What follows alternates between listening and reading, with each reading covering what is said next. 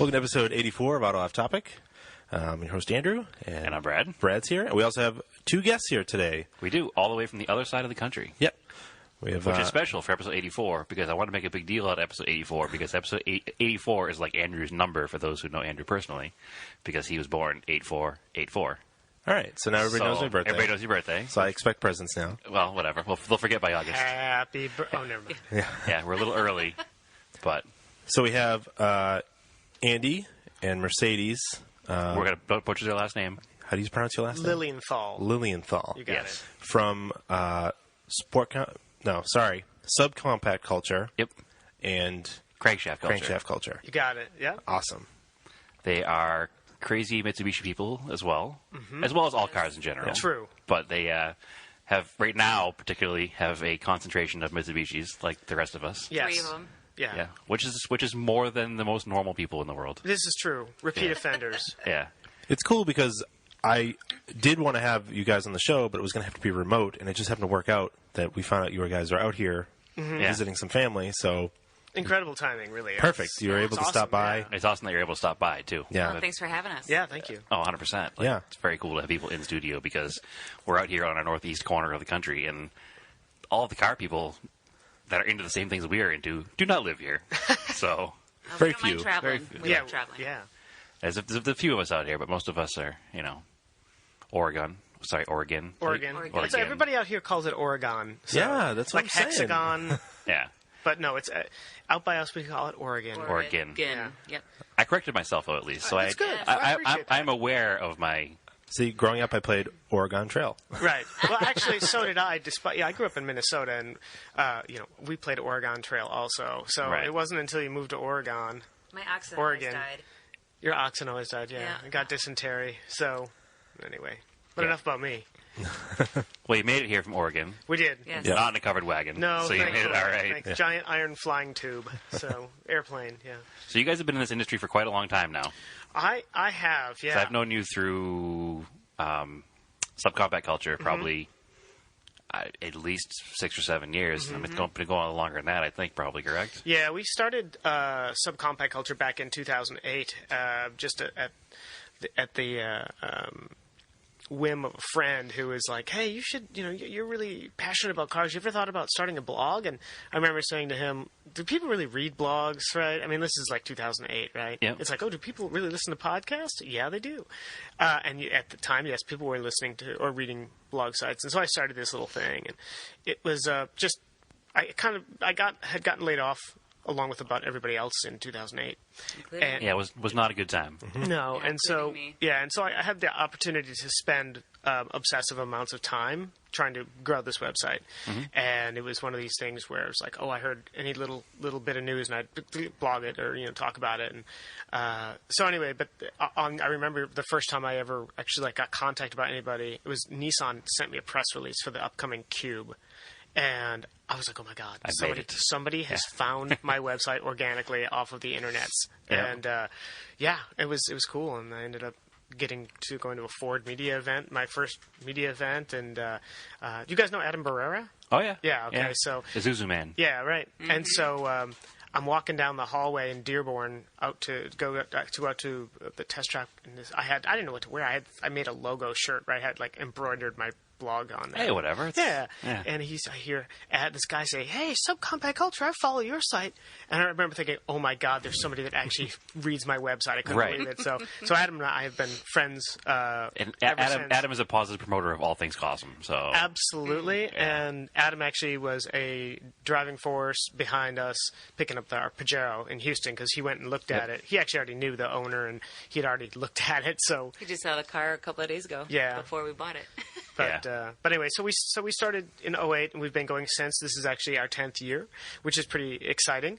And then we started Crankshaft Culture about a year and a half ago. We inherited a Jeep and thought that doesn't really fit the bill. yeah, it's not subcompact much at all. No. And so we started this other website, Crankshaft Culture, which was all about our other love of things, which is all-wheel drive, four-wheel drive, Everything. adventure vehicles, All sizes. van stuff. Which you've come into a good time with that now because the whole overlanding culture Very has popular now. exploded Yeah. in the past couple of years. Agreed. Yeah. Agreed. Yeah. Absolutely exploded. I mean, to the point where it's almost oversaturated in some cases. Yeah. It's getting that way. But- We have lots of discussions about that. Yeah, but if anybody doesn't follow crankshaft culture, you guys have a lot less pretentiousness than some of the other ones. we're I think one of those people that believe that it doesn't matter what you're driving. I don't care if it's a Ford Festiva. If or you how get, much it is. We actually Yeah. prefer if it's a Ford Festiva. as do we. Yeah. If you've seen what kind of cars we prefer. Yes. It's not about how much money you can put into your Tacoma. It's about, to me, or to us, it's about the travel, and it's about getting out there Getting and out seeing there. things that not everybody sees, and Yep, 100%. enjoying the journey as well as the the destination.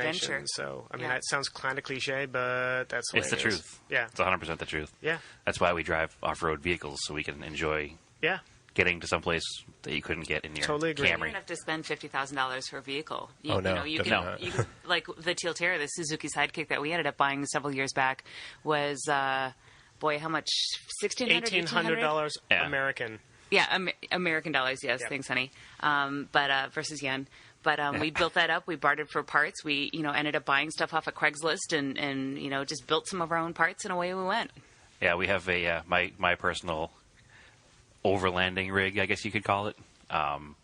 I paid $400 for from a junkyard, so Nice. it's all out there. Yeah, that's that's great, and I love the idea that you don't have to spend a ton of money. I mean, Yeah. I've never owned a really expensive car before, and I don't know. I've always been about. I think we've always been about sort of the underdog, And I mean, we That's why grew you have up. 3 Mitsubishis. Yeah, The uniqueness. yeah, and we grew up Mitsubishi. My first car was a '92 You Expo did. LRV, and that That's cool. explains a lot if you know me. It does. So, Yep. It explains a ton. It does. Well, and if you ever break down, then you end up meeting really, really cool people that are willing to help you. Yeah. Yeah. Well, no, we've met a lot of people through the Mitsubishi world, and even not so much local. We have a few local friends, but I mean, the fact that we talked about it a little while ago, just the internet has brought everybody in the whole world together, and Yep.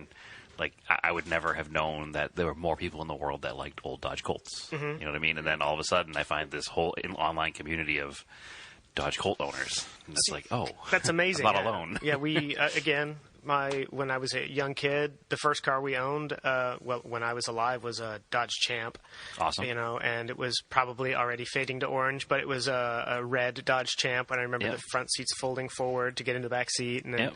we ended up we had an Omni for a while after that, and then we had a Mirage. It was actually a Colt 4-door, Yep. beige, maroon interior, vinyl.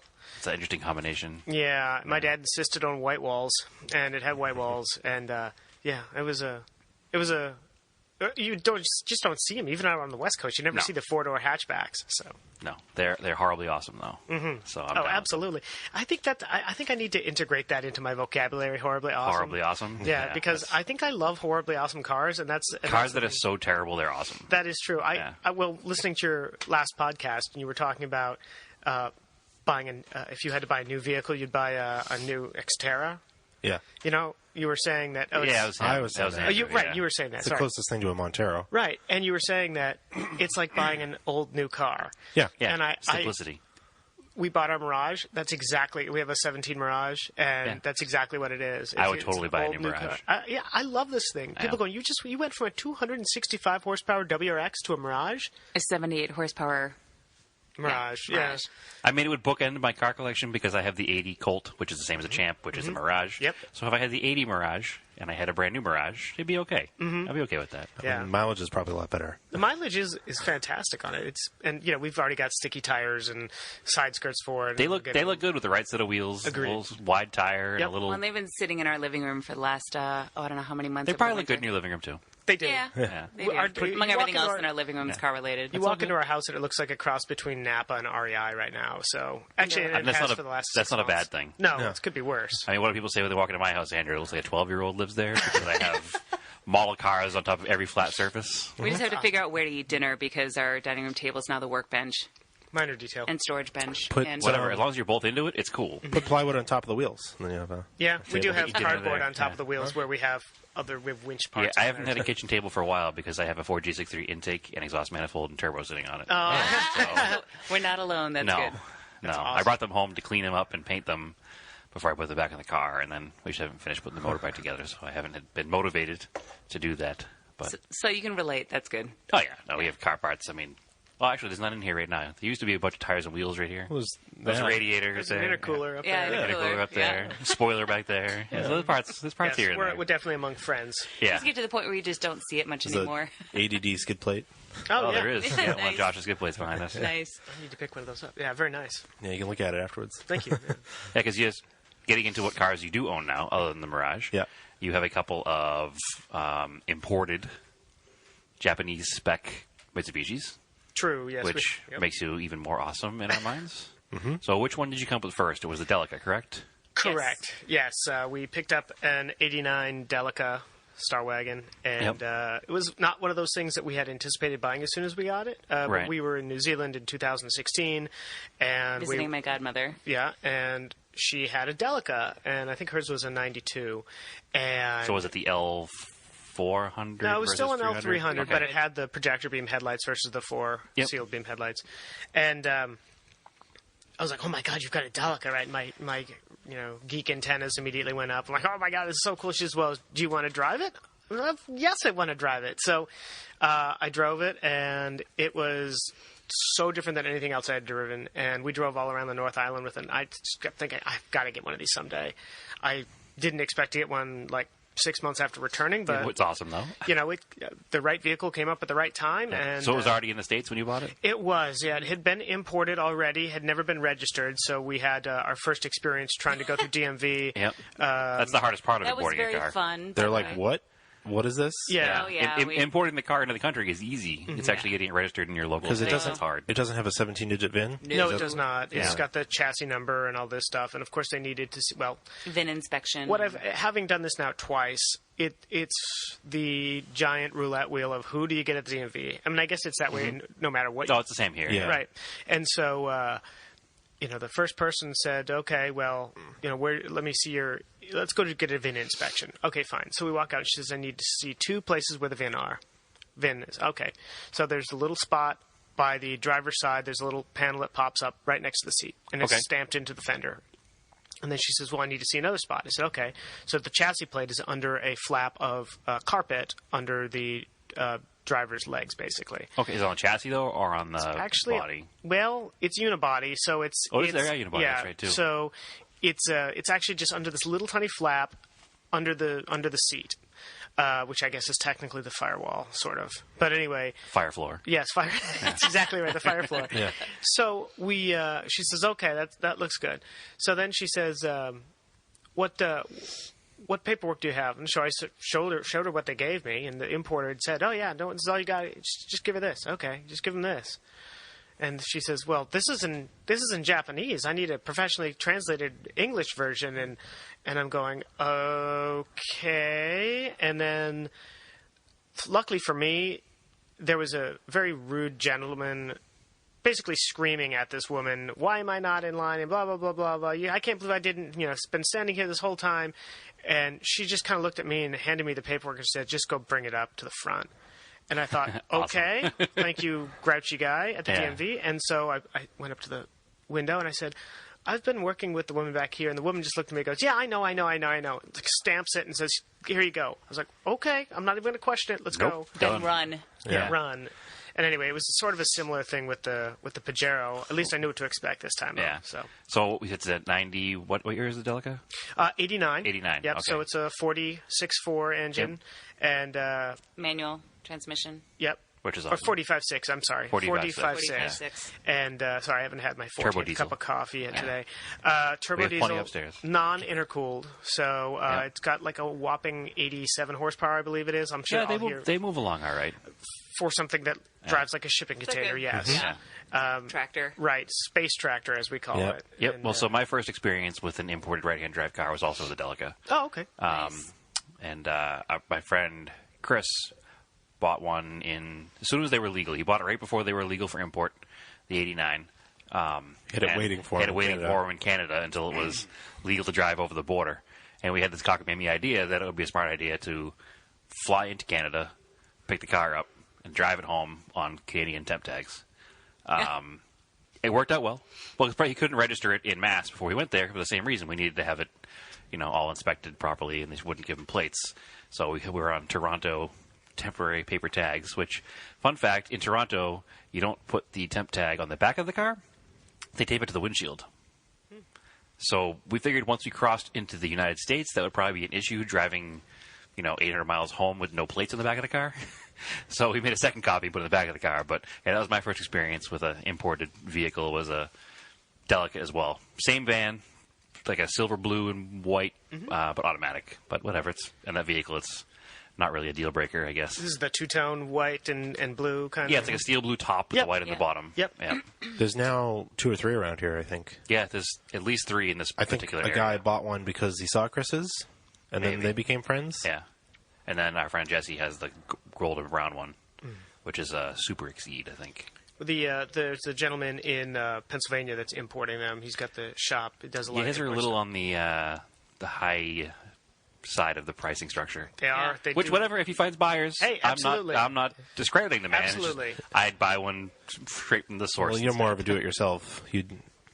You understand the process of it. Yeah, you don't true. want to deal with the paperwork and the process of it. We always talk about that with mechanic things in general. Like we do our own work because we don't want to pay $100 an hour. So it's the same kind of deal. Like, yeah. I think they may be trying to cater to the people that are wanting the Vanagons but don't want to pay the Vanagon prices. Oh, it's 100%. And I've said that since the beginning when we first drove his over the border. It was like, this is like a cut rate Vanagon that's better than a Vanagon. Yeah, it's probably way more reliable than a Vanagon. Yeah. And it's more comfortable. Oh, yeah. It's more modern. People are always asking, too, how are parts? And I'm like, so far, not bad. I mean, you can go to Napa, you can get all your filters, your brake pads, all that stuff. It's not a problem. I suppose if you needed a new transmission, it would have to come from probably Canada. Yeah, because there's so many of them in Canada. Yeah, now, too, and they're like almost free. Some of the old ones. Yeah, and we're living we live in Oregon, Portland, Oregon, and so we're only about 3 hours from the Canadian border. Yeah. Well, no, I take that back. 5 hours from the Canadian border. 6 hours. Yeah, I'm back. Which we're not that far from it here either, because Toronto is like a 8 or 9 hour drive from here. Yeah, and there are shops in BC that specialize in nothing but working on Delicas and Pajeros and high aces and imported vans and stuff. Well, and there's some pretty good websites out there as well that you can order online directly from Japan. Yep. So, for instance, all the window gasketing was rotted out. They're all pulling apart and rotting, and everything was leaking when we first bought the Delica, and we wanted to tint the windows for some privacy. But we looked at some really, really old drawings that were exploded diagrams online. Yeah, the old Mitsubishi microfiche. Which, exactly. Andrew and I both, as former Mitsubishi parts people, have probably poured over many a time. Hoping to hell that you ended up getting, a couple $100 of the right gaskets before you ordered, and thankfully we did, but that's also available too. I was told too by my local Mitsubishi dealership, modern new Mitsubishi dealership, that if I can provide them with the part number, Mitsubishi part number, they can get pretty much anything. They can get it all. So I thought, well, that's great. I need to replace an upper ball joint on our Star Wagon, and I did find it on Amazon, which is good. But other parts that may not be as easy to get, like glow plugs, factory glow plugs, but. Which should be okay to get too. Then you have random pieces like the air filter shares the same exact part number as the skid steer. Okay, Bobcat that's skid interesting. steer is literally the exact same part number. Yeah, because they have the Mitsubishi. A lot of the old Bobcats have the what is it? The G54B based propane motors. Which is the same as the Sapporo. Like I have the Sapporo with the same motor in it, and the Starion and Conquest have that motor in them. But they have a propane-powered version that they put in a lot of their industrial equipment. It's interesting. I met a woman at the Radwood 2 show in L.A., so the 80s and 90s car show. Yep. She had a Star Wagon, and she'd actually managed to get it California legal. Wow. Well, it's because it's diesel. Yeah. But she did have to put a cat in it and all this stuff, but she was able to do it. So it was expensive, but she's like, eventually it would make the thing worth more when she goes to resell it. Yeah, diesels are easier to make California legal. Yeah. She might be the only one down there with the Delica then. Possibly. I think there was a couple people, but they usually have out-of-state plates. Yeah. You see that a lot in California. Yeah. You see an imported car with Montana Montana a few tag, like Florida that. tag. The Montana loophole. Yeah, we're not going to blow up any spots of any people in particular, but there's a few out there. Yeah. Yeah. Well, we have smog in Portland. The Portland metro area has. Yeah, we have it here too. Yeah, and so we did have to have it smogged, and the old Delica does smoke a little bit at startup. A little bit. A little bit. It's an old Mitsubishi. It's Yeah, kinda, exactly. And I think what it Kind is, of what we're known for. yeah, and I think what it is I think the gasket for the injection pump is probably old, and Yep. once it warms up, it Seals up but, again. Yeah, but it passed no problem. Our Pajero passed no problem as well. Which So is what is the year cutoff for smog up there? Is there one? anything pre-75 doesn't have to. Oh, wow, okay. Yeah, there's no. We have a rolling exemption. We're up to Rolling what, 15 years. 2001 now? 15 years. So 2003? Yeah. Yeah. They do in Seattle too, as I understand, because if it's over 25 years old, you don't have the smog it. So that's Yeah. changing all the time. Typically, anything older than 15 years here has rotted off the road anyways. Yeah, Yeah. that's So- a good point. Yep. Yeah, very well said. we're not very common in our old car usage around here. Everybody else has got brand new cars. Yeah. That Same actually as the Midwest. It kind of Yeah. reminds me of a funny story. When I was a kid going out to visit my dad, who had moved to Oregon in 1990, we were driving down Southwest Canyon Road, and I was in the passenger side of his Jeep, and this weird little car drove past, and I remember asking, what is that? And my dad said, oh, that's a Datsun B210. Awesome. And I said, I've never seen one before. Now, granted, I'm like 12. Yeah. And I said, yeah, I've never seen one before. And he says, well, that's because there are none in Minnesota exactly. anymore. They're all rotted They're all away. rotted away. Yeah. And every time we go back to the Midwest, I'm always shocked. Or out here, too. You see what I consider not that old of a car. With a giant rot hole in the quarter Just, panel. yeah. I Yeah. mean, That's very it is true. what it is. You become sort of jaded to it, I suppose. So. Well, we were looking at a picture at your parents' house. Yeah. Was he grandfather or somebody standing in the street in Salem in like 1976? And there's like a 74 Corolla in front of the picture. And the car was like 2 years old, and you can almost see through it. It was just there was nothing left in the car. Yeah. Yeah, growing up in Wisconsin, you see every other car has got huge Yeah. rot holes. And, we had all of our vehicles growing up as a family had just rust. And my dad, thankfully, he was a welder and fabricator and blacksmither, so Yeah. he was able to patch a lot of it and do his own body work. But still, you're worried about your floors falling through and, you're Yeah, well, turning that's into not Fred Flintstone. that's not as much of a concern anymore unless you drive an Altima. Those are the only cars that still have rotting floors. Did not know that. Yeah. Yeah. Well, being in the body shop industry, there's no modern car that I've seen had to put more floors in than They must have Wow. a drain problem or Nissan something at the Altimas. base of the They're just- windshield. They're just something. terrible cars. Wow. Yeah, I'd rather have my Regardless. fenders Hateful fall. vehicles. I'd rather Yeah. have my fenders rot out than my floorboards. Oh, Like the old 100%. Hondas. Remember the old Hondas in the back where the wheel wells are and the fenders? Oh yeah, or even the WRXs like Every Subaru here Yeah. has rot on the quarter. Everything. Really? From Really? like 2000 to, I think they've only recently corrected it. Really? And it's only because the car's dude new. Yeah. But like, there's probably tons of Outback wagons where you live, right? So Yeah. like, Oh, yeah. Tons. very, very common here, but they all have rotted quarter panels. Wow. I didn't know that. And So the there's- Impreza wagons out here all have rotted strut towers in the rear. Yeah, and even mine has just a tiny bit of rot at starting, but you'll see some of the whole quarters are like gone. And yours is what year? 04. Oh, my God. And And it was taken care of. it was owned by an enthusiast. It wasn't like I mean, it was driven all year, but it was Yeah. owned by an But he enthusiast. washed Somebody it. cared for it. Yeah, exactly. But I think there was some flaw where they put like a piece of foam behind the quarter panel or something. It soaked up water. Doesn't Yeah. take much. no, it doesn't take much. Wow. But my wife had a 2000 Outback for years, and the quarter panels are just slowly disintegrating. Yeah, there wasn't much left of them. But if you go to Vermont, there's like a million of them. Yeah, yeah. There was Without quarter there was a panels. guy growing up in my neighborhood that it was like an '86 Toyota truck, and literally the entire bed was wrapped in duct tape at one point. Yeah. I mean, it was hilarious, but it was almost gone. We were recently talking about that here. I don't know what year it was, but there was some year where like those 80s Toyota trucks around here, every one of them lost their bed and gained a flatbed. Yeah, I'm not sure what year it was, Yeah. but it was somewhere around like 96 Yeah. when they were all gone to the point where they all just had flatbeds put on them. yeah. Well, and we've got a good amount of rust that we need to remediate on the Delica. We're looking to stop most of it, but there are some areas that I know we're going to have to cut Yeah. out. So if there are any good Portland, body guys out there, Yeah. let us know. No, because that's from Japan, obviously, originally. Yes. And Japan certainly uses road salt. And Yes. They have Certain parts. and they're an island nation. Right. So You they got have it. salt Surrounded by air salt. all the time. Yep. So Well, what we found too, and I don't know if you've noticed this or not, is it's there's it doesn't matter if you buy a super expensive Delica that's been imported or a Yep. cheap one, they all rust in the same spots. I mean, I've seen some that go, they're asking $14,500 for, and I got underneath it $15,000, and I got underneath it. It's still got rust behind the air conditioning condenser on the Okay. side underneath the That's windows. from the water, yeah. Yeah. Yeah. The pinch welds, too. yeah. Yep.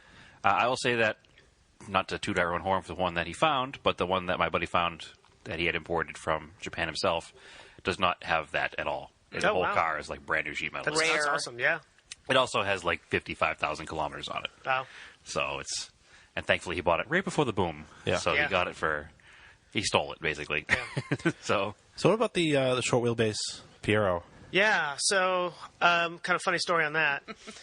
I saw it online for sale and I wanted it bad. And I was glad that you guys got it. Yeah. put it that Thank you. way. Yeah, we're glad we got We are it too so too. far. So no, but honestly, we are. We had originally at some point we just decided, okay, the Jeep that we have is amazing and all this thing. It's just not the right car for us. And I decided working on it one day. I thought, you know what? I think it's time. You know, it's a great vehicle off road and all this. I'm just not a. You know, Jeep guy. yeah. Yeah. And Not so, in that sense. not in that sense. Not in that sense. Well, no, in the sense that you have to fix it all the time. So, And they're common and you don't like to drive common vehicles. and there's that too. That's part of it. So, you know, I decided, hey, I've got the Delica, we've got the Delica, we've got the Mirage. Thought, you know, what about a Montero? You know, I've always liked them. Again, growing up Mitsubishi family, I remember driving. Waiting for our Expo LRV, we had they had given us a 91 long wheelbase Montero to drive around for the week. That's cool. With the inclometer and all that Yep. stuff. And so anyway, so we started looking at it, and boy, I found this one on one of the Montero groups that had 88,000 original miles, long wheelbase. It was a 90, I believe. Is that one in Arizona? It was in Tucson, Arizona, and One owner, too. I contacted my friend Brian Driggs. Yep. And Brian went. Your friend and ours. Yes. And he sent a friend to go look at it, and the guy drove it, and the dealership was awesome. They sent us all these photos and everything. They put it up on the lift for us, too. It wasn't cheap, but it was an amazing shape. No, but you're paying for quality at You that got point. it. You got it. So I was actually at King of the Hammers at the time, so I couldn't. I actually thought about just driving there. So you weren't that far away. I wasn't, Yeah, and I had 4 or 5 considered, hours maybe? Right, I'd considered just driving down there to look at it and drive it home, but I wasn't 100% sure. And then there's this short wheelbase that came up on Bring a Trailer. Everybody saw this one. This was Oh, the yeah. Dakar one, Yeah. and I thought, well, okay. I mean, I don't know what it's going to go for, but I actually bid twice on it, thinking, oh man, this thing's so awesome, but it was too nice, and I was afraid we were going to wheel it, and we were going to take it on trips and stuff, and Well, and I knew about him bidding because I supported it, too. yeah, That's okay, yeah. And so, yeah, That's a positive. That's blessing. important note. That's positive. Important note. We know some people that have bought cars and Yeah. the old adage, ask for forgiveness versus permission. Yes, Right, exactly. right. Well, so of course we saw that Montero or that Pajero went for like $22,000 or That was a $23,000, lot which of was money. insane. Absurd amount Yeah, of I money. would. We bid when it was under 10, and we Yeah. thought that was pretty high. And I'm Yeah. like, I'm out. Once it went to $9,500, Was it I'm just like, We're out. a clone too? It wasn't like a. It was a right-hand drive imported turbo diesel that somebody Yeah. had done a bunch of stickers on. It looked like a... Oh, And Allegedly, it it had was a lot of a- stuff yeah. done to it, though, too. Oh, yeah, it Allegedly was a nice truck. Yeah, 100%. I'm not discrediting the fact Yeah. it was a nice truck. it was Yeah. too nice for me. And I wish that these old Mitsubishis were worth that kind of money, but I don't see 22 grand in that truck. because Yeah. there was one advertised for a little while with actual race history in England. Yeah, this wasn't. This was Yeah. like a Dakar edition. There was a little Oh, okay. plaque Yeah, on placard the. Like on a it. museum piece. It does, and there were Alright. people thinking that it's in a museum Yeah. at Mitsubishi headquarters or something like Now, that. my main problem with that whole listing, I don't know if anybody remembers back to that, was the guy who was selling it took pictures of it splashing through the ocean. in this, Yes. in the salt water, yeah. Yeah. We saw comments, and we were going to comment, too. Yeah, I but was like, anyway, He's like- why? I know. Well, the guy He's like, that well, I said wash it afterwards. Yeah, I'm like, no, wash it I off. don't care. Yeah. Don't do that, Yeah. especially if you want Yeah. to sell it to car enthusiasts. But so that was, went off the crazy scale, and I was like, Yep. nope, too expensive. Oh, way too expensive. So Yep. I And that was a first gen, right? it was. Yes. Yeah. I got home. We called the dealership in Tucson, said we'd like to come look at it, and he said I just sold it. Of Aw. course, He sold and, it that and it was day. for sale Yeah. for months. Yep. Of course. So another person in the Montero forum had posted up a Montero long wheelbase in Gen 2 Montero long wheelbase from Denver. And so I clicked on that. It was on automatic. I was looking for a manual, but I thought, well, since I'm on Denver's Craigslist, Gen 2s let's are do- hard to find in Yeah. manual transmission. Early ones you get Yeah. manual. Yeah. Yeah, if you want But a you- wide body SR or You something. Right. wouldn't get locking diffs because it was like the mid range model. Yeah, and so I thought, well, I'm on Denver's Craigslist. Let's see if there's any for sale. And up pops this two-wheel drive, right-hand drive Pajero, Not and two-wheel drive, four-wheel I'm sorry, two-door, short wheelbase. and it had Rally Art stickers on it, which I thought was kind of funny, but it looked cool. It did, and it said it was in Houston. And I'm going, okay, Yeah. so What's it's wrong? What's going on? located in Houston, advertised in Denver. I mean, how much? Is this a Nigerian oil prince? What do I have to do? How many social security numbers does this guy need from? Right, because I'll give him 2, but no more than that. Yeah, right, exactly. You got to do what you got to do. And so Mercedes ended up calling the guy. And he said, yeah, you know what? It is in Houston, but I don't get much response in Houston, so I advertise them other places, and people will come to Houston and buy the cars. And we thought, okay. Well, it turns out he was an importer, too. Right. Yeah, you got to know your market. Exactly. Denver's definitely where you'd advertise that car. You got it. Yeah. So another Mitsubishi friend who lives in Houston, Adam Barrera, I contacted him. I said, hey, do you know this? First of all, do you know the importer? He says, oh, absolutely. He's a friend of mine. I went, oh, well, that's good. That's encouraging. Yeah, and I said, well, here's this Pajero. He says, I just saw it the other day. I literally went and looked at it the other day. He was looking at another vehicle through the guy for another friend. Yeah, and so I contacted him, and he says, do you want me to go drive it? I said, yeah. Yes. Yeah. So Adam got on Facebook Live and went around the vehicle with us and took it on a test drive while we were watching. Yeah, awesome. And it was pretty cool. He said, "Yeah, it's pretty nice." And I said, "Okay." So we we flew to Houston, Texas. Of course, I don't travel without duct tape and zip ties if I'm in an older vehicle, as nobody else should. No, always a toolkit. Right. Or a load of cash with one-way tickets because we didn't want to wire the money beforehand and know that we had to have the car, and if we got there and hated it, we were screwed. But so it was one of these cash. things. We just figured TSA would, we're traveling with duct tape, zip ties, a bed sheet, and $8,400 in cash. Hey, we flew into Canada with like $12,000 in cash and no return ticket. Yeah, It was you land there. They're like, so what are you doing? Yeah. Yes. We're buying a car. You couldn't find one in the States? Yeah. Well, it's a special car. We don't sell cars in the States, officer. Especially with backpacks too and one-way tickets. You're like, that's what we did. It was exactly. Same story. So the importer picked us up in a Toyota Mark II, which was cool. That's really cool. Yeah, what color was this Mark II? Was it dark maroon? It was a dark maroon color. I think I know the importer then because I'm part of the Cressida forums. Yes, probably. Because I've owned a few Cressidas over the years on top of my Mitsubishi.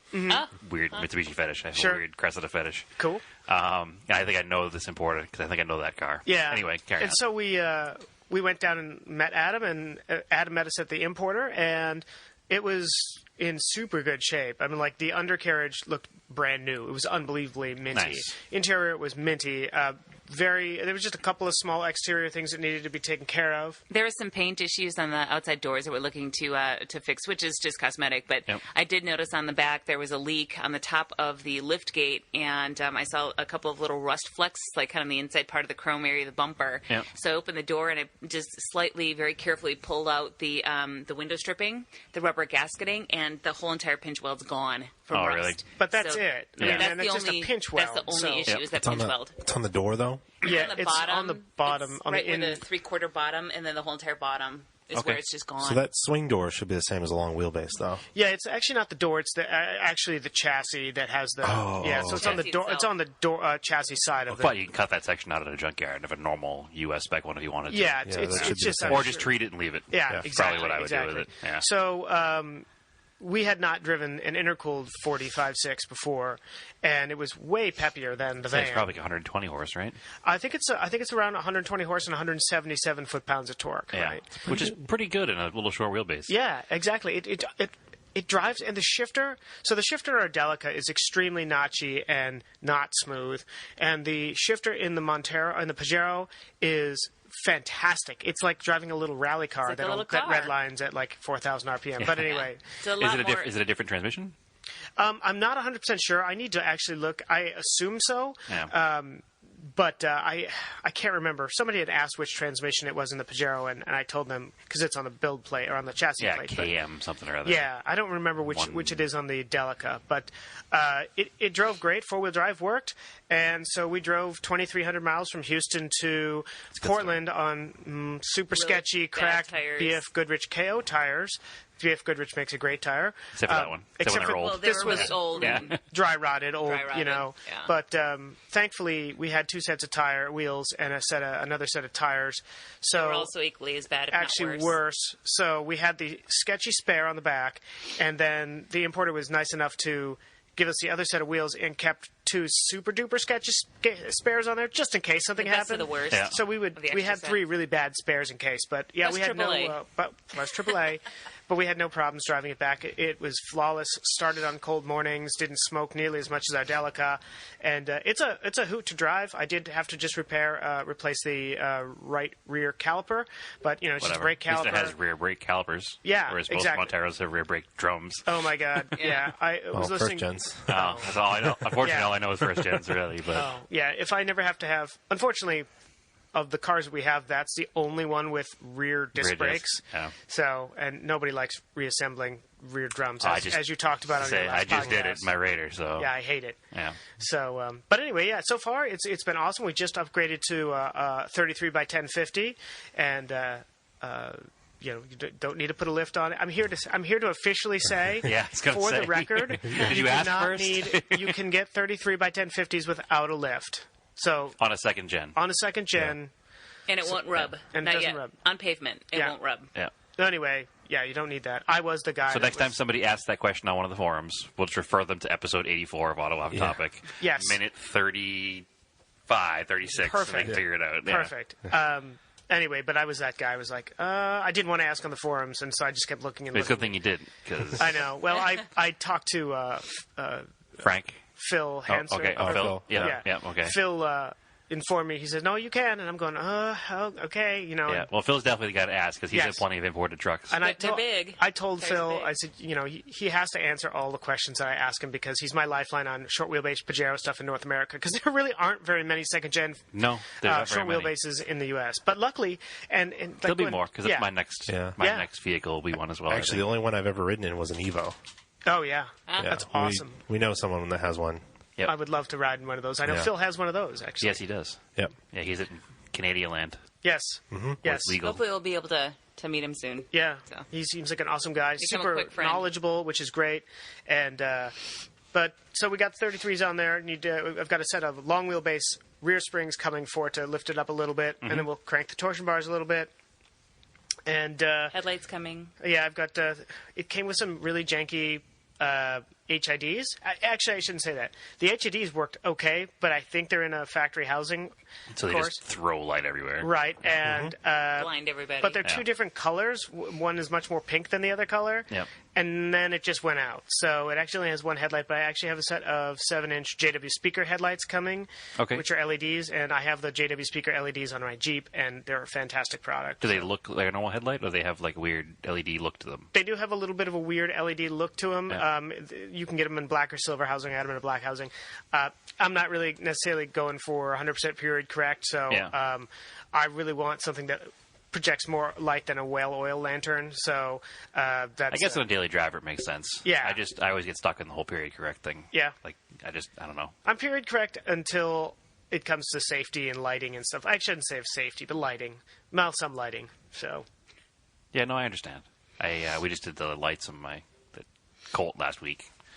We didn't want to go with the new Fog LED, lights. new LED light bar on it. It was it looked a lot better with a Yeah. set of vintage yellow driving lights. yes, and I can't get rid of the yellow driving lights on the Delica either. I absolutely love them. It has the big 8-inch yellow ones in the push bar. Yes. Yeah. Well, we have them on the Pajero too. Yeah, so. the ones on Yeah. the Pajero are not as nice, but the ones on the Delica are factory Mitsubishi Motors Corporation stuff. Yep. We just actually had a friend of ours fab up a winch mount for the Delica, so we. Which is important for you because your day job is. I work at Warren Industries, the Yeah, winch making winches. manufacturer. Yes, and so we put speaking of period correct, a more period correct winch on that. We have a Warren M6000. Which is a pretty cool little winch. And so anyway, it's now on there. I just need to wire it up. Yep. But the important part is I think it's on there really sturdily, if that's a word. I think It's it very works. sturdy. If it's not a word, it makes sense, so it's okay. It does now, yeah. It's your word. Thank you. think And I'll so- call Webster's. yeah. I think Jordan wants a winch for his Xterra, so we'll send him your way. Yeah, okay. absolutely. Yeah. Yeah, And he definitely does. yeah, so but yeah, those big yellow fog lights, we really wanted to preserve the look of that, sort of iconic push bar that's on the front of it. And yeah. Yeah, you don't want to blend in with all the other Delicas in the road around here. Yeah, exactly. Well, we ended up having to take off the plastic surroundings. So where the bull bar comes up vertically, you've got both of those huge, dark brown or the black. big black bumperette kind of deal. Yeah, we did have to take those off to be able to fit the winch in, but hopefully we might be able to see if we can find a way to use most of it or carve the insides out to fit. And I don't know. I think the look of the winch is probably enough to make up for it. Yeah. We just Purposeful. need to clean up the welds and some of the stuff that Mitsubishi covered up inside there. Yeah, that's sure they did. A little not great. Yeah, a cover right goes now. over this. Exactly. Yeah, exactly. You don't have to weld it correct. Just kind of throw it on there. So have you off-roaded the Pajero much? No, not at all. We literally have had the Pajero for like a month. President's Day weekend. Yeah. Yeah, it's President's Day. And then we drove it home. I changed the oil, and I need to swap out the fluid still. I need to do a timing belt on it. And we have been traveling a lot recently for work, and so I was down at the JP Magazine Dirt and Drive, Easter Jeep Safari, and then we had came out here. Actually, I was in Bozeman, Montana, and then now out in Boston. So I've had like zero time to work on this thing. But as did I. But I'm very much looking forward to getting it off road and seeing what it'll do. We've had the Delica off road, which was interesting. I never wheeled a forward control van that's 19 feet tall. Yeah, it's a weird feeling. It is, but we were in Death Valley we went to Death Valley over the Christmas holiday and ended up taking it down Lippincott Road or Lippincott Grade, which was a very, very narrow, twisty shelf road. Pretty steep. And it was a small rock section, and the Delica has about a 0.5 millimeter of suspension travel. Yep. And so there was a lot of three-wheel action, and there was one spot that I said, I've been off-roading for 10 years, 12 years, and I said, if this gets any more difficult, we're on 30 by 950 Yokohamas, so not huge the most aggressive tires. tire. No, great tire, love it, but it's just not a very big tire, and even the small rocks with the lack of suspension travel was kind of technical, but we made it down, and it was pretty cool. It was nothing broke, nothing. We didn't have any super scary situations, but whenever you're on a shelf road off camber on a JDM van that's really tall and you're sitting on the wrong side, it feels top heavy. Yeah, it certainly felt top heavy, and it probably is, but so. Now we've gone off road a couple times. You've been with Chris as well once, right? When he took his van off road. It did surprisingly well. Of course, they're like tame. Yeah, they're pretty tame roads we were on, but still, there were some challenge sections that were more of a challenge section for him because he was in the Delica than they were for the guys in the Monteros. Yeah. Made him take off his little step bar. It had the little white step bar. And I was like, you should take that off now before it gets crushed. Yeah. And he's like, all right. Ours didn't have that. Ours did not have the step bars up front, and the first thing I did was remove the step to get in the sliding door. That's what it was. Okay. Yep. Yeah. We did have the van in the sand dunes in Oregon, Christmas Valley sand dunes, and I thought it would. Actually, we both thought it would sink like a rock, but we aired down to about 15 pounds, and because it's got all that low-end torque, as much low-end torque as a also they're 456 surprisingly light.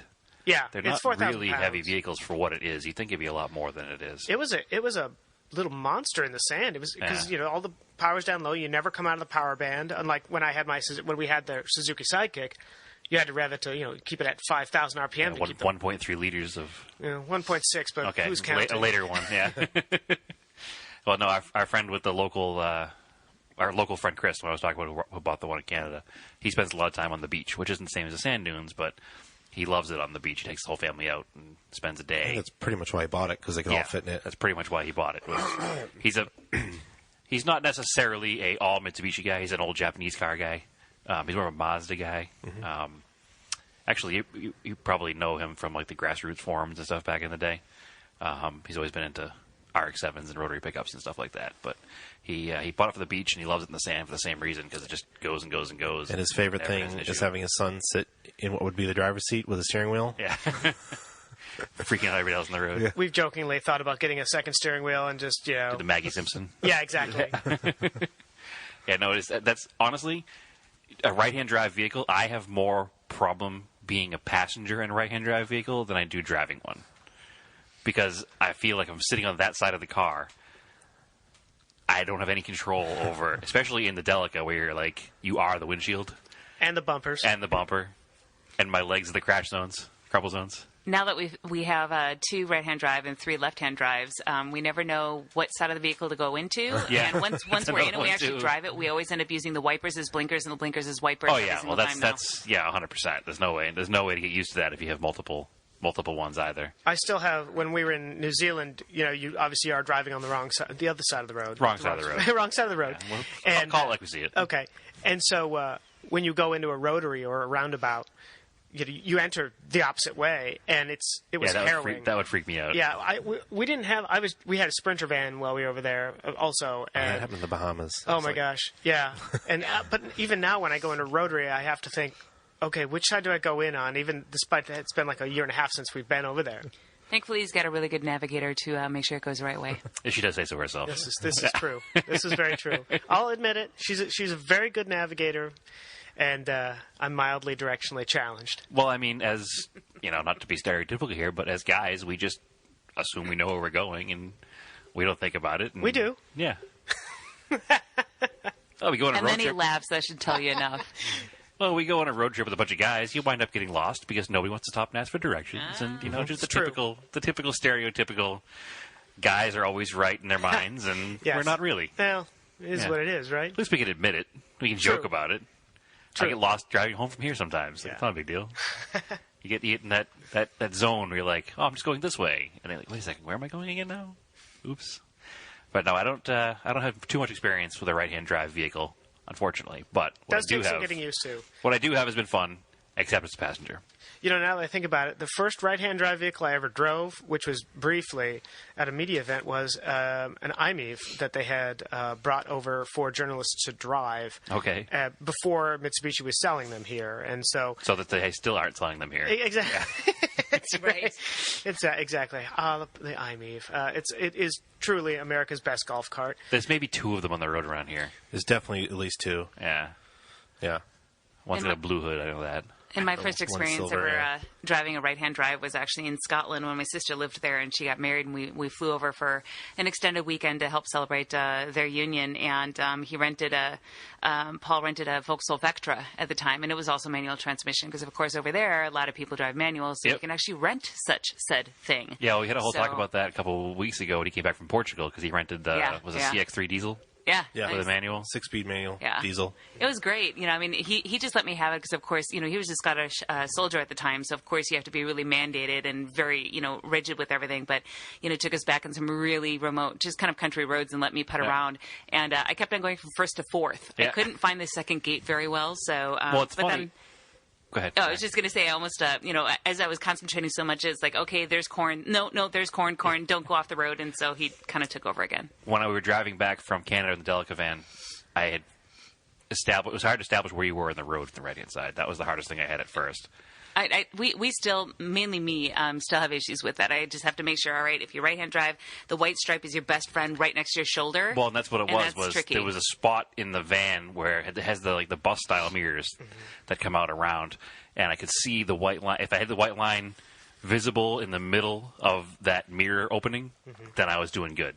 If I couldn't see the white line through that hole in the mirror, then I was either too far left or too far right. Yeah, when we were over in New Zealand, everything is keep left, right? Or as they say, keep left. Keep left. Keep left. And so it's everywhere. It's on the street. It's painted on the streets. It's everywhere because they have so many tourists come in. Yep. And now over in the U.S., we actually have to say keep right because we want to hug that center line, which is obviously not what you want to do. Right.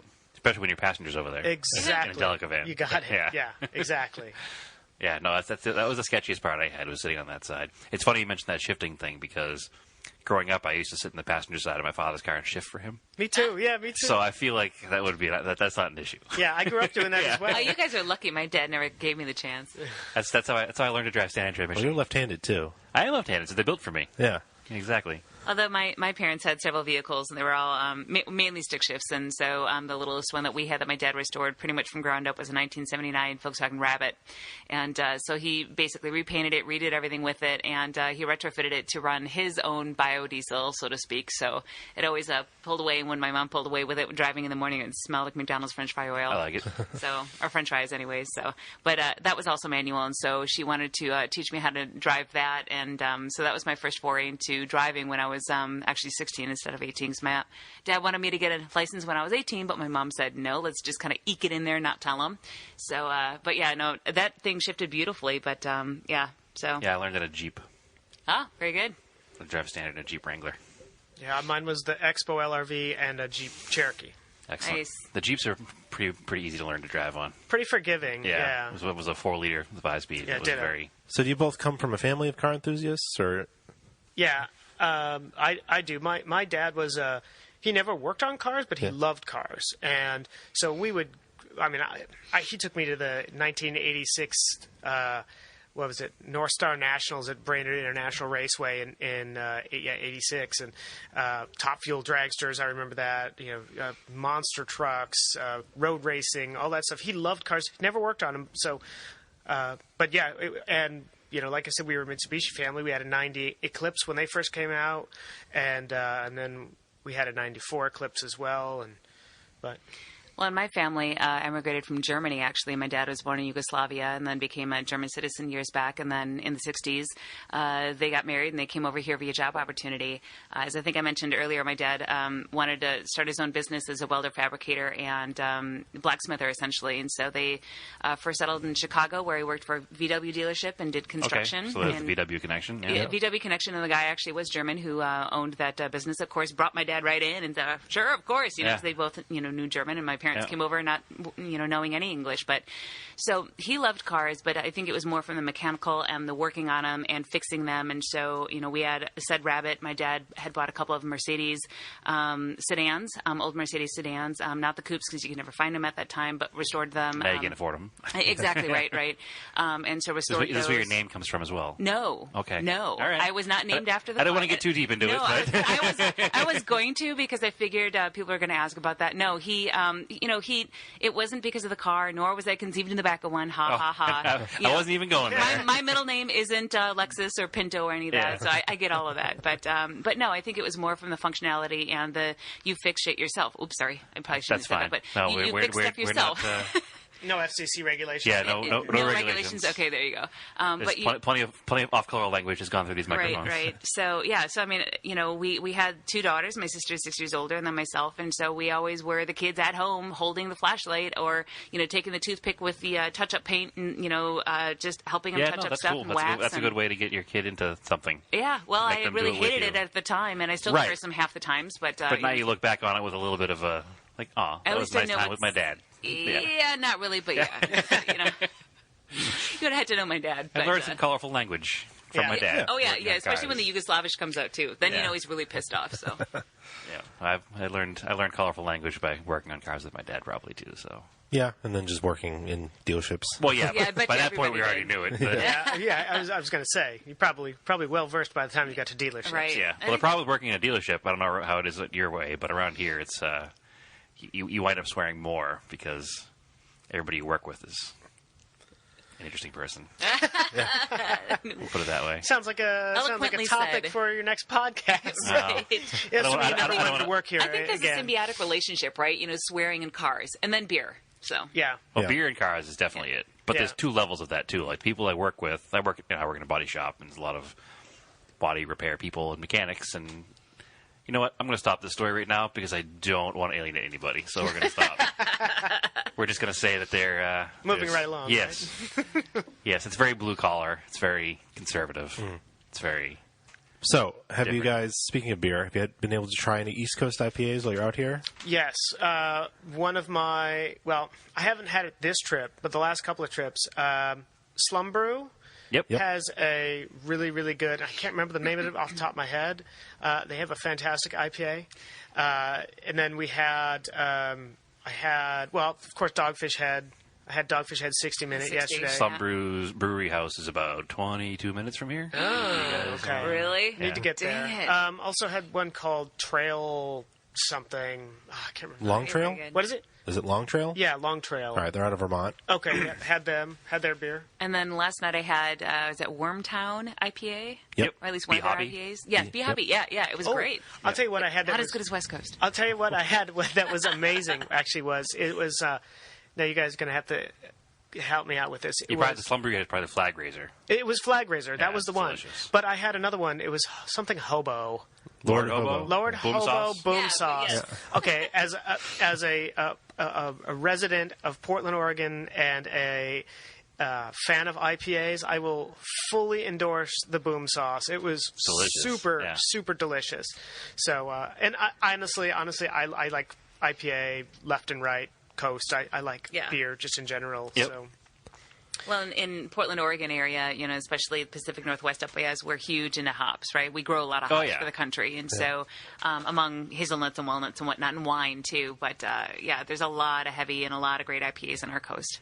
Yeah, Lord Hobo's tap room is probably also about 20 minutes from here. Yeah, where were we Friday night? We went to... You're just flying silently and, staying here just have next a beer. time. Yeah. Beer You trip. could. You really could. Stay by you guys. Yeah, Maybe 100%. we could always drive the Delica across town or across the country. Cross country? And just, That actually sleep in the driveway. That is sort of a bucket Sure. list. Like, we've done a ton of road trips. We met on a road trip. Yep. And to Chicago. To a car show. Yeah. Awesome. And we'll go kick it old school style. Like, we met on the way to Hot Import Nights in 2000 in Chicago. Yeah, that's right.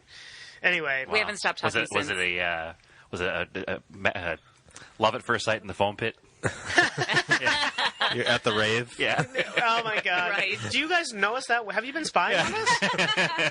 So, but anyway, so we've done a lot of road trips together and all over the world. And but one thing I've never done is literally driven coast to coast. I've driven from Minnesota to Oregon. I've driven from Minnesota to South Carolina. I've driven from Minnesota to Texas.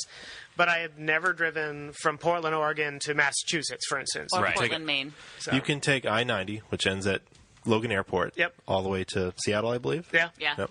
Yeah, That's so interesting. that's kind of a bucket list, which is funny because we've done it, we've just never done it in one fell swoop. So. Yeah, Yeah. Aaron and I have with been me. talking about this a lot lately because both of us have driven a lot of the country, but neither one of us have driven 100% of the country either. Mm-hmm. So it's going to be tight, but I'm going to Arizona in May. Mm-hmm. And one of my, if I can make it happen, it'll be a miracle, but I'm trying to make it happen, is to buy something out there while I'm there and drive it home. Rust-free cars. Well, yeah, most of my old cars have come from the West Coast. Mm-hmm. But, I've been looking at some early first-gen Mighty Maxes and Oh, cool. something interesting. Well, it's nice that we all know people down there that could spy on them before. That's and that's the thing. buying some beer, take them out to dinner as a thank you Yeah. and get down there. Well, I'm excited because I'm going to try to hook up with Brian and with Josh and some of the other people that are Mitsubishi Nice, fans down there nice. while we're out there. So, Tell them we said hi. of course. We certainly will. Yeah, no, it's a small world. Yes. It is incredibly small world. I mean, especially when you get into the fringe lunatic stuff like we all are. Right. We're a niche within a niche. We are a niche Right, within right. a niche. Micro niche. A micro Mini niche. niche. And go ahead. Sorry. Go I ahead. was just going to say, it's incredible. It's, hey, do you know so and so? Oh yeah, absolutely. Yeah. And It's happened like 6 times already today. we'll be across. We'll be in Arizona for a show, or we'll be up in British Columbia for a show, and you don't by chance know Brad? Oh yeah, absolutely. It's unbelievable. I will say the auto community, especially since I work most of the time in the off-road community, is super tight knit. Yeah. And but as long as you get into, like I said, the fringe lunatic stuff, there's just not that many of us out there. Well, even just finding out, Brad and I have been building model kits since we were kids, and then talking to you, Andy, find out that you worked at Scale Auto Magazine that we used to always get when we were building models. Like, that was, mind-blowing. Like, that's so crazy. So if you have the back issues, you should actually open them up and see. It'll I'm say going by to. Andy Yeah. Lilienthal. No, I remember. Yeah. I remember it was called In Tune by Andy Yeah. Lilienthal. Yeah. And I'm going to go through my whole box of old magazines when I get home tonight. It's incredible. And he's sitting I should have here brought one right for an now. autograph. Yeah, it's incredible. I remember too. I was just starting out. I think I'd been at the magazine a couple of years, 2 or 3 years, when I got they said, "Hey, how about making a tuner column and import tuner?" Yeah. Yeah, okay, great. And my boss came in my office. It's the only place I've ever had an office, by the way. Yeah.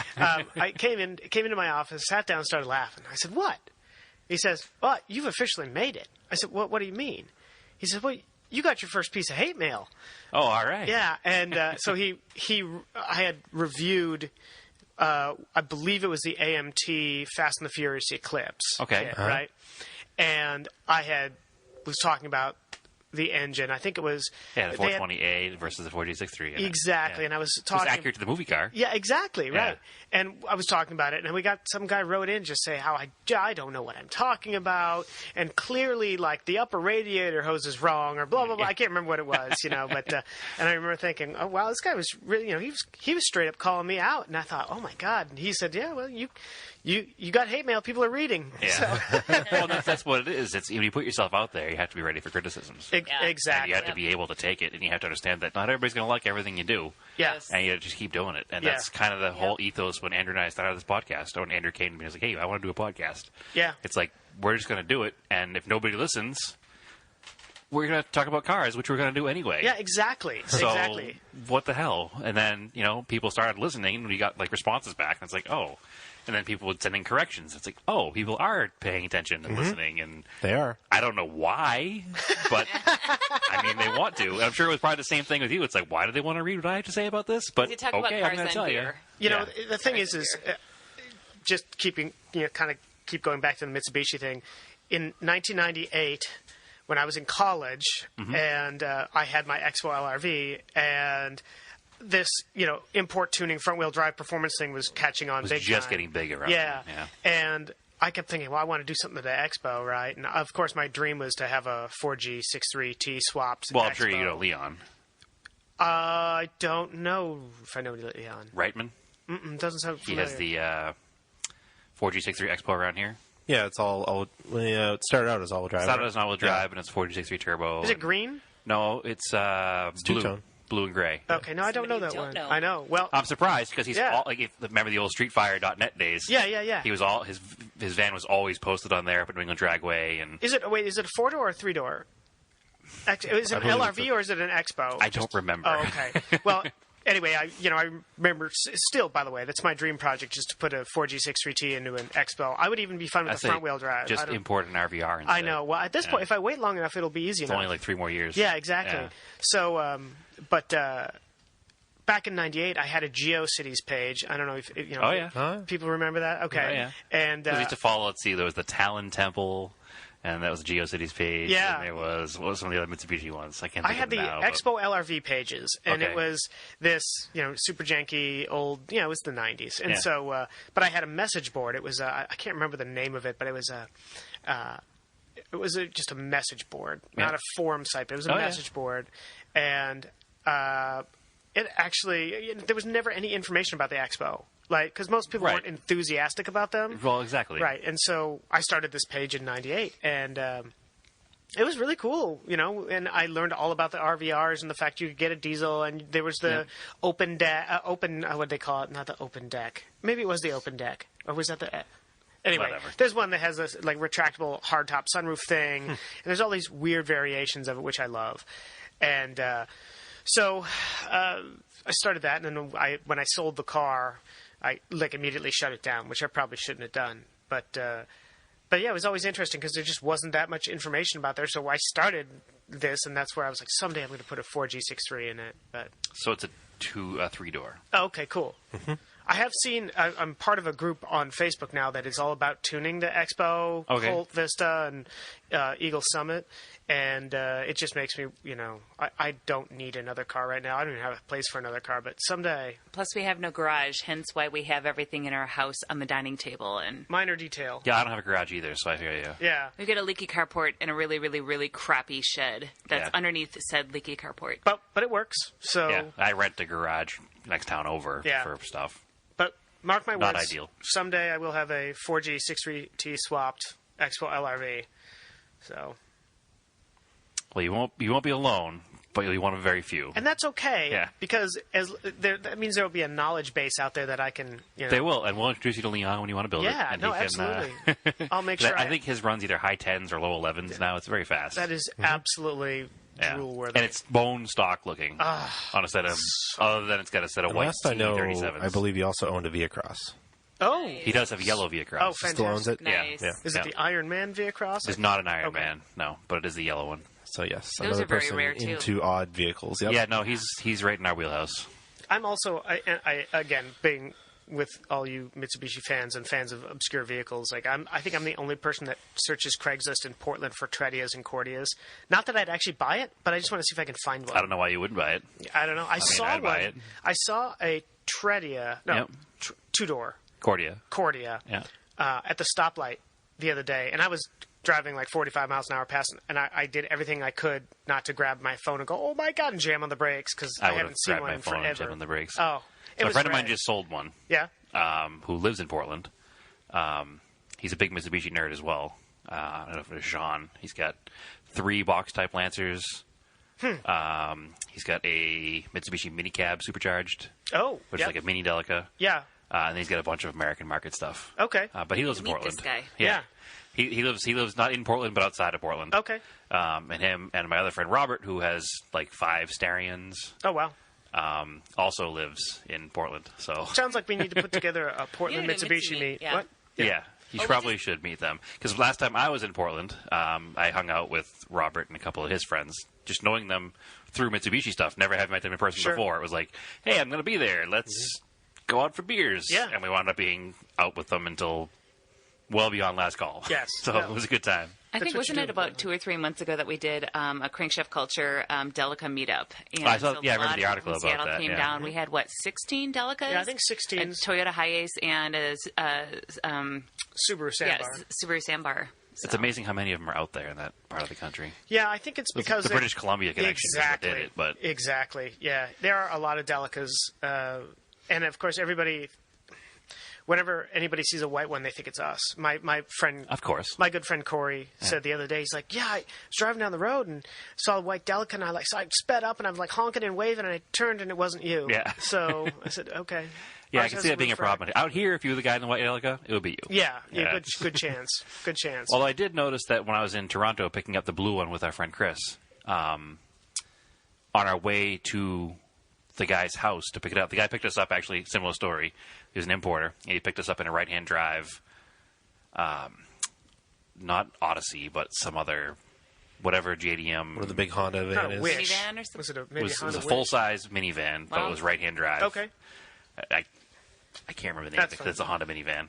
But we were driving to his house, and there was another white Delica just at the intersection in front of us. And it was like, man, this is weird. I was I've never even seen one before. We're going to pick up one. Here's another one. I was sitting at a stoplight waiting to get to work, and all of a sudden I hear honk honk, and it just a guy in a Hiace. I have no idea who it was. Just gave me the old, hey, I also drive a weird Japanese van. Yeah. And actually, we were at his bachelor party in Vermont, and we were driving from one location to another because we played ultimate frisbee or whatever, not ultimate frisbee, frisbee golf. Yeah.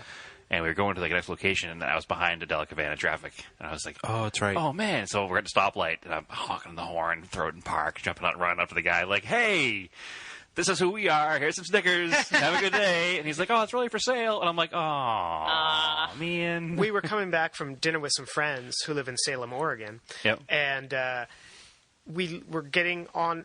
We were taking the Cloverleaf to get onto the Interstate 5, and I noticed 2 broken down vehicles, and I just said to Mercedes, I said, "Is that a Delica?" Yeah. And it was. It was a high roof white Delica, and so I pulled in behind him, and I'm like, "Are you guys okay?" And then I noticed there was a broken down Chevy truck in front of him. He's like, "Oh yeah," he just popped a fan belt. I'm like, "Oh, Yeah, okay." wasn't the Delica broken down? Yeah, no, it wasn't. Yeah, all right. And he says, "Oh, nice van." I said, "Oh, you too." Yeah. And so then he ended up actually coming to the Delica meet too. Now you're best friends. Yeah, pretty much. Yeah, that's how it works. Yeah. But it's a neat community. Yeah, no, it really is. Anyway, well, no, thanks for coming on, guys. It was good to have you, and we didn't get too deep into anything because it was too much to cover, but that's all right. That's all right. Well, we could do the next one remote. Yeah.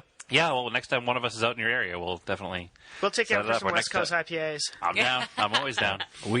My wife and I have not been to the Pacific Northwest yet, so. Oh, great. Oh, well, you're always welcome. Absolutely. It's well worth it.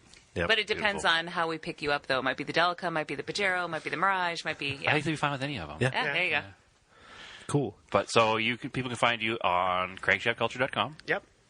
Subcompactculture.com. Yep. And then all associated Instagram, Facebook, Twitter accounts, Tinder. No, I'm just kidding. Not Tinder. That's Snapchat. a joke. Snapchat, no. No. But yeah, Facebook. You know what's funny about Snapchat? None of us are on Snapchat either. No. All these car groups start these like Snapchat things, and I'm like, I'm not going to join. I don't care. It's not Right, me. yeah. Instagram, I'm too old. Instagram's my favorite. Yeah, I do have a Drive Tribe account, but I don't do much with it. I So don't all know. of us started one, I think. Everybody and then started we one. just were like, this is really lame. We're not going to do it. Yeah. Well, anyway, but you can find us at all those places, and I know we'll be at Overland Expo West. We'll have our Mitsubishi van in the Warren Industries booth. Oh, so you're driving down plan, to Arizona yeah. with Got it? it. Slowly Nice. driving Yes. our way down to Oregon, to Arizona. So Nice. stop on by and we'll be say sleeping in hello the and- booth. yes, Again. Awesome. right. Are you guys leaving right away afterwards, or are you staying in the area down there for a while? We'll We have to leave. probably leave For the most afterwards. yeah. I get back to the office, and Yep. in a Delica van, it's not exactly rapid. That's so a 3-day trip, at least. Yeah. At least. So we'll be doing Expo West, as Andy mentioned. We'll also be doing Northwest Overland Rally at the end of June, That's which cool. is in Plain, Washington, outside of Leavenworth. And we'll also be doing the BC Overland Rally, which is, I think mid-July. And that'll be in the Sasquatch area, Yeah, Hemlock Valley. the That's Sasquatch cool. Resort. So that'll be fun. Is Phil doing that one? We're trying to We're get Phil trying, to- we're trying, I yeah. think so. We're Phil, trying to we get know Phil, you're you listening. listening? No, he is listening. He listens. So come on, Phil. Phil, we do need it. to meet you. Mercedes Yeah. and Andy says you have to go. I promise again. I won't ask you any more Pajero questions. He's lying. He's not promising. He's Yeah. lying. So that's the other thing. The Oregon Trail Rally is coming up. I've yet to be out to that event. So eventually, probably not this year, but hopefully next year. I'll Yeah, get out that's to it. right around the corner. I actually may be covering that as media for Crankshaft Culture. Okay, But okay. that's going on Mm-hmm. end of April, so that's All right, so- very much happening now. Maybe, Pretty soon. Yeah, say hi to Matt for me. We'll do. Yeah, he's the media guy. Okay, He knows me. Oh, he's the media, the coordinator there, the media Yep. manager. will do. Excellent. And actually, I have one of the vests here. Oh, I see the SWB logo right there. Yeah. So anyway, you can follow Auto Off Topic Podcast on Facebook, Auto Off Topic on Instagram. You can follow me on Instagram at Race and Anger. Brad, where can they find you? You can find me on Instagram at the easy to remember TSISS350. Anywhere else? That's it for now. That's it for now. So, of course, as always, if you like the podcast, please leave us a review on Google Play, I think now. They keep changing the name. I think it's Apple Podcasts now. It's Apple Podcasts. Yeah, it used to be iTunes, now it's Apple Podcasts. Yeah. But We as can't a- even keep up to date with our own no, platforms. no. We're on all the platforms that Yeah. pull from either Rate, iTunes. rate and review us wherever you listen to us. Probably the That's basically the way to do it. probably the major ones would be Google Play and Apple Podcasts, Yeah. and then people have third-party apps that pull from either one of those or your native Android. Correct. Which I've gotten people really like that they can listen to the podcast on Through Google Play on a because it native goes- Android app. yeah. Yeah, if you're not an iPhone user like the majority of people. Sorry. Only the coolest people have Samsungs, Androids, or LGs. Right. Sorry. I guess I'm outnumbered today. You are today. Yeah. Well, you were a late adopter to the Apple, Yeah, so because it just works. they sucked you in real It's late. the Toyota Camry of phones. It really is. It's a dent in the corner and everything. Yep. All right. Well, thanks for having us on. We had Yeah, a no, blast. absolutely. Yeah, thanks thank you. for making time in your busy schedule to come out and You sit bet. down and talk to us. Yeah, we'll Yeah. let you get going. And Yeah, it's been as always, keep your cars analog and aim for the roses.